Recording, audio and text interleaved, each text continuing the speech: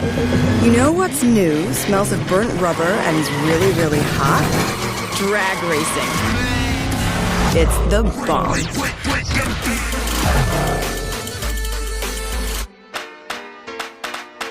What is up, guys? Welcome to another video, and today we are back talking about Need for Speed 2015 and its next update, which has been confirmed as the Hot Rod update.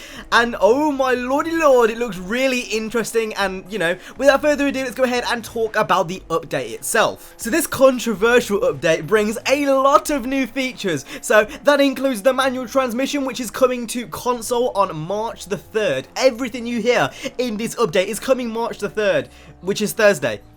So, you know, very, very soon, if you're watching this video. If you're watching this video, it's coming out on Thursday. As for a time, we don't know. It kind of depends on when Sony and Microsoft kind of update the store. So the time could be random. But basically, it's coming on Thursday at some point during the day. Now, manual transmission is going to be added into the game. So, we all know what manual's like. You're switching gears. It lets you go all the way up to the rev limiter, and then you can switch gears. So basically, if you want to get those crisp, juicy times, you know, on whatever track you want, you can go ahead and do that. If you want to go ahead and max out a drift score on maximum attack, or you know, whatever toga event, drift event you want to do, you can do that, and that's pretty goddamn amazing. But in addition to that, they're also adding a new mode, which is drag mode. Now, if you want to go ahead and see gameplay, I'm gonna have a ton of videos linked down in the description from other popular YouTubers that actually got to go ahead and play the drag racing mode. Unfortunately, I obviously can't show you that because I think they'd be pretty goddamn annoyed if I you know, reuse their gameplay.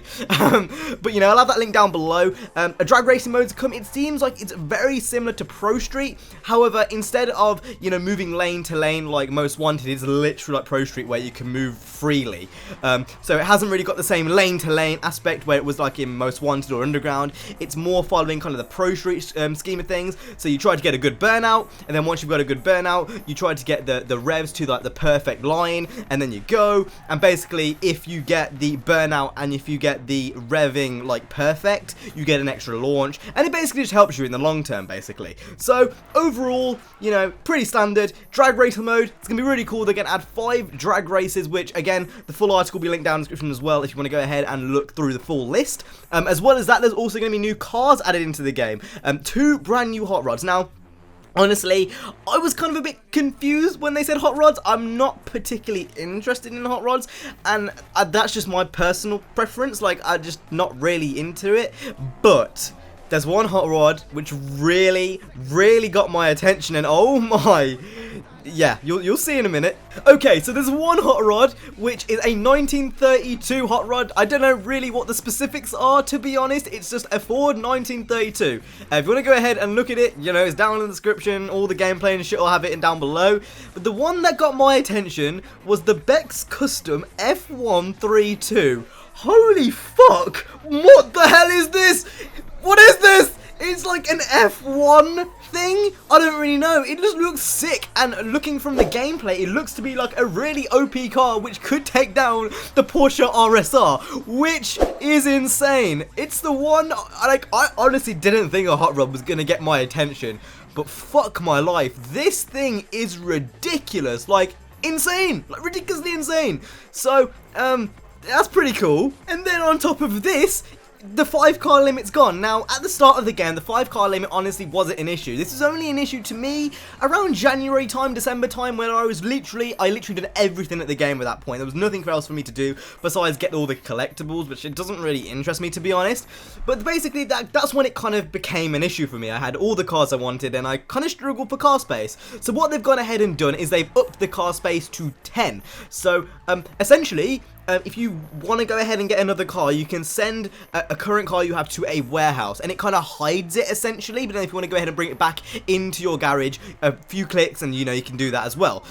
So basically, you can have an additional 5 cars. That's the basic gist of it, and that's pretty handy, to be honest. I think honestly it will get to the point where I will max out 10 cars again, but 10 is more than enough. I don't think I'm gonna have any major issues because I'm constantly switching and swapping cars around. There's a few cars which I will keep, like the RSI, guys always want I'm going to keep, and so is the Huracan, and maybe the R32, well, definitely the R32.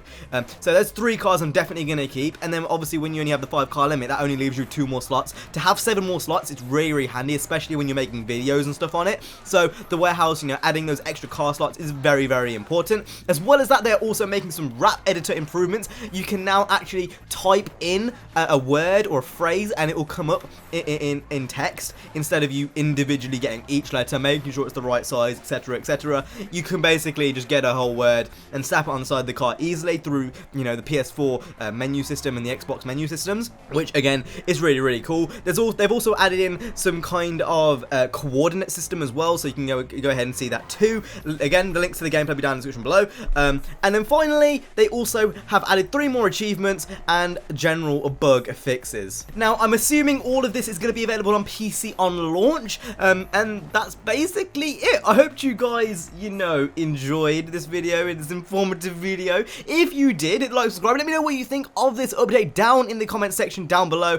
I am hyped AF, and I cannot wait to see what this actually is like on day 1 on Thursday. So again, if you guys enjoyed, hit the like, subscribe. I will see you guys in the next one. You guys have been awesome. Stay safe and peace.